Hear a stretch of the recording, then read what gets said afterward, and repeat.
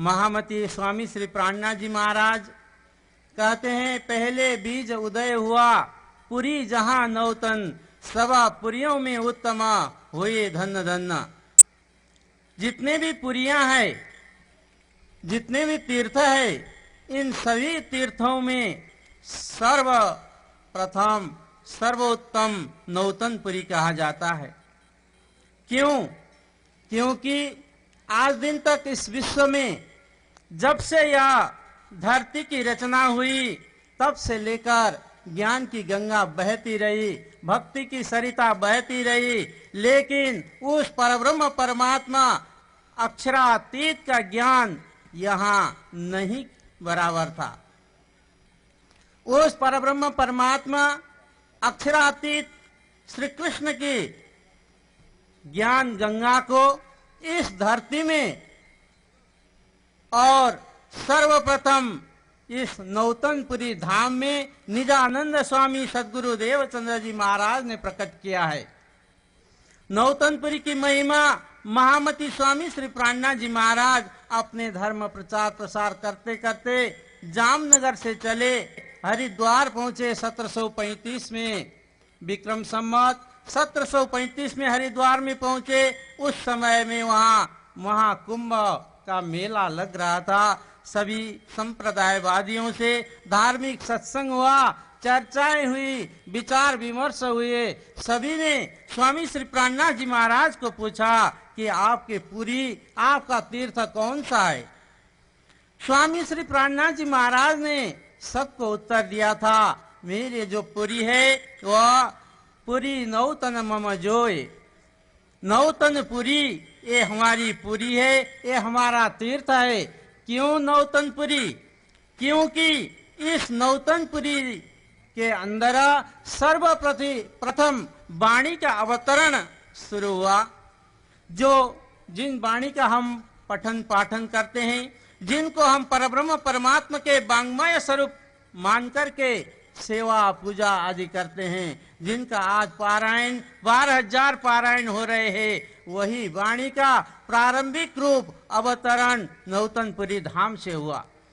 इतना ही नहीं, और तारतम मंत्र जो 7 करोड़ मंत्र है, वो मंत्र से उच्च महामंत्र तारतम मंत्र है, षोडशाक्षरी मंत्र, वह भी नौतनपुरी धाम में ही अवतरित हुआ। स्वामी श्री प्राणनाथ जी महाराज ने पन्ना जी में 11 वर्ष रहे, वहाँ सारी किताबें उतरी, और उन किताबों में भी नौतनपुरी धाम की भूरी भूरी प्रशंसा की है। सो बुद्ध जी बुद्ध जागृतले प्रगटे पुरी नौतन। स्वामी श्री प्राणनाथ जी महाराज कहते हैं कि ऐसे ये बुद्ध जी का ज्ञान, संसार में ज्ञान तो बहुत है, लेकिन बुद्ध जी का ज्ञान कहाँ प्रकट हुआ? नौतनपुरी में। कौन लेकर के आए? निजानंद स्वामी सद्गुरु महाराज इस नौतनपुरी धाम में ही वो बुद्ध जी का जागृत ज्ञान लेकर के आए, जिन ज्ञान को अक्षर की बुद्धि का ज्ञान हम कह सकते हैं। सर्वप्रथम नौतनपुरी धाम में ही 108 पारायण का प्रारंभ हुआ। 1956 में ब्रह्मलीन आचार्य श्री धर्मदास जी महाराज ने किया था। उस समय में ये प्रकाशित हस्तलिखित ग्रंथ तारतम सागर थे। हस्तलिखित 108 पदरा करके 108 पारायण का प्रारंभ भी हुआ, और 1008 का पारायण ये भी नौतनपुरी धाम से प्रारंभ हुआ। 1200 पारायण ये भी नौतनपुरी धाम से प्रारंभ हुआ, और कितने 12,000 पारायण भी नौतनपुरी धाम के प्रांगण में प्रारंभ हुआ है।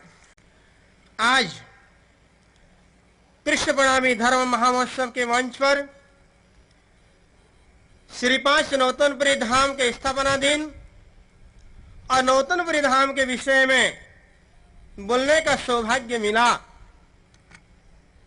ऐसे तो हमारे जीवन में बहुत अच्छे अच्छे दिन आते होंगे, लेकिन नौतनपुरी के विषय में बोलना इसके बराबर नहीं हो सकता है। सुंदर साथ जी, नौतनपुरी नौतनपुरी है, जिसके लिए महामती स्वामी श्री प्राणनाथ जी महाराज